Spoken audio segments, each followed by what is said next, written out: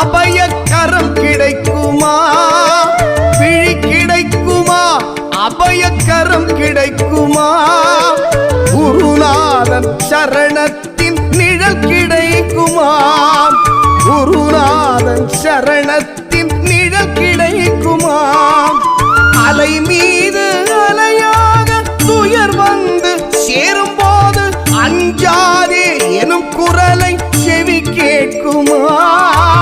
அலை மீது அலையாக துயர் வந்து சேரும் போது அஞ்சாதே எனும் குரலை செவி கேட்குமா?